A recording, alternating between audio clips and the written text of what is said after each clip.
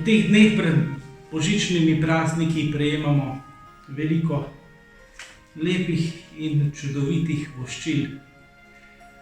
In vsako voščilo, ki ga takole malo podržim v rokah, je res posebno, osebno, enkratno. In če rečem tako, zahteva eno posebno pozornost. Vsako voščilo meni sporoča troje stvari. Prvič, da nekdo misli nate, da želi podoživljati s tabo odnos. Drugič, da mi na svoj osebni način sporoči, kaj je zanj evangeljsko sporočilo, kaj je zanj sporočilo Božiča in na nek način postane zame oznanjevalec. In tretjič, da mi želi dobro, da je dobrohoten z mano.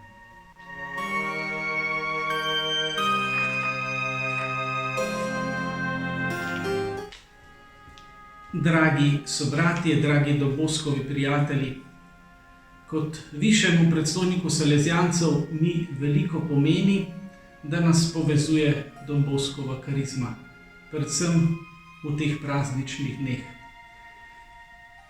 Med nami je stkala odnose bratstva, prijateljstva, odnose služenja, postali smo ena družina. Je nenehni izvir veselja in upanja, saj lahko živimo z mladimi in za mlade. Žene nas upanje, da lahko zremo naprej v prihodnost in se upamo prenavljati tudi v naši karizmi in rasti. Moje voščilo o praznovanju Jezusovega rojstva pa je, da vsak od vas doživi notranji mir in tudi Jezusovo bližino, skupnost. Naj naše družine, naše skupnosti, naša mala občestva postanejo res tisti kraji, kjer se ljubimo med seboj, kjer se imamo med seboj radi, kjer služimo drug drugemu z bližino in ljubeznijo, pa tudi srečo.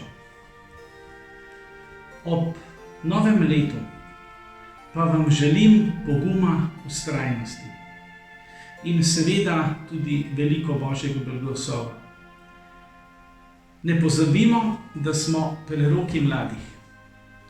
Zato pogum in, kakor je rekel Don Bosco, zavihajmo rokave.